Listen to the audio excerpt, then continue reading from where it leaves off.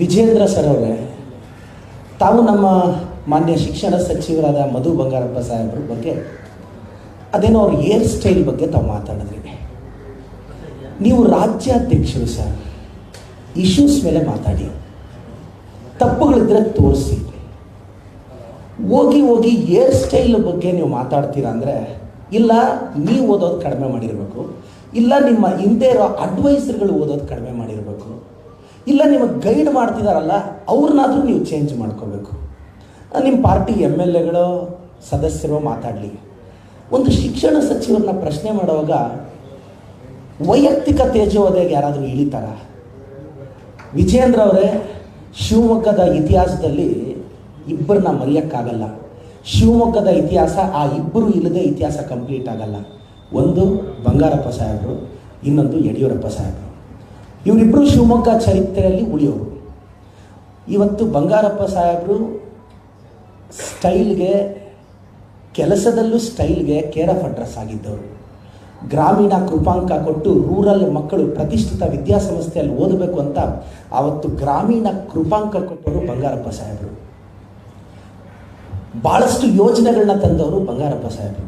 ಅವ್ರ ಮಗ ಮಧು ಬಂಗಾರಪ್ಪನವರು. ಅವರು ಶಿಕ್ಷಣ ಸಚಿವರಾದ ಮೇಲೆ 12,000 ಜನರ ಟೀಚರ್ಸ್ ಪೋಸ್ಟಿಂಗ್ ಆಯಿತು. ಅದು ನಿಮಗೆ ಗಮನಕ್ಕಿಲ್ವಾ ವಿಜೇಂದ್ರ ಅವರೇ? ಶಿಕ್ಷಣ ಸಚಿವರಾದ ಮೇಲೆ ನೀವು ಈ ಬಾರಿ SSLC ಎಕ್ಸಾಮ್ ಬರೆದಂಥ ಸ್ಟೂಡೆಂಟ್ಸ್ನ, ಅವ್ರ ಪೇರೆಂಟ್ಸ್ನ, ಟೀಚರ್ಸ್ನ ಕೇಳಿ ನೋಡಿ. ಇಷ್ಟು ಸ್ಟ್ರಿಕ್ಟಾಗಿ ಎಕ್ಸಾಮ್ ಯಾವತ್ತೂ ಕರ್ನಾಟಕದಲ್ಲಿ ನಡೆದಿಲ್ಲ. ಇದು ಇವತ್ತು ಗೊತ್ತಾಗಲ್ಲ, ಅದರ ಎಫೆಕ್ಟ್ ಇನ್ನೊಂದು 5-10 ವರ್ಷ, ಈಗ ಅವ್ರು ಗ್ರ್ಯಾಜುಯೇಷನ್ ಮುಗಿಸ್ಕೊಂಡು ಆಚೆ ಬಂದಾಗ ಗೊತ್ತಾಗುತ್ತೆ. ಅವ್ರು ಇವತ್ತು ಎಜುಕೇಷನ್ ಸಿಸ್ಟಮಲ್ಲಿ ಬದಲಾವಣೆ ತಂದಿದ್ದಾರೆ. ಫೇಲ್ ಆಗ್ತಿದ್ರು ಹುಡುಗರು, ಈಗ 3 ಅವಕಾಶ ಕೊಟ್ಟಿದ್ದಾರೆ. ಸ್ಕೋರ್ ಕಡಿಮೆ ಆದರೆ ಲೈಫ್ ಟೈಮ್ ಅದೇ. ಈಗ ಒಬ್ಬ ಹುಡುಗ 10th ಸ್ಕೋರ್ ಕಡಿಮೆ ಮಾಡಿಬಿಡ್ತಾನೆ, ಪೇಪರ್ ಟಫ್ ಬಂದು, ಆದರೆ 3 ಅವಕಾಶ ಕೊಟ್ಟಿದ್ದಾರೆ. ಇಂಥ ಗಟ್ಸ್ ಇರೋದಕ್ಕೆ ಇಂಥ ತೀರ್ಮಾನಗಳು ತೊಗೊಂಡಿದ್ದಾರೆ. ಬಂಗಾರಪ್ಪನವ್ರ ಬ್ಲಡ್ ರೀ ಮಧು ಬಂಗಾರಪ್ಪ ಸಾಹೇಬರು. ನಾನು ಹೇಳೋದು, ಇಶ್ಯೂಸ್ ಮೇಲೆ ಮಾತಾಡೋದು ಬಿಟ್ಟು ವೈಯಕ್ತಿಕ ತೇಜೋವಧೆ ಮಾಡೋದು, ಅದು ರಾಜ್ಯಾಧ್ಯಕ್ಷರಾಗಿ, ಇದು ಸರಿನಾ ವಿಜೇಂದ್ರ ಸರ್ ಅವರೇ?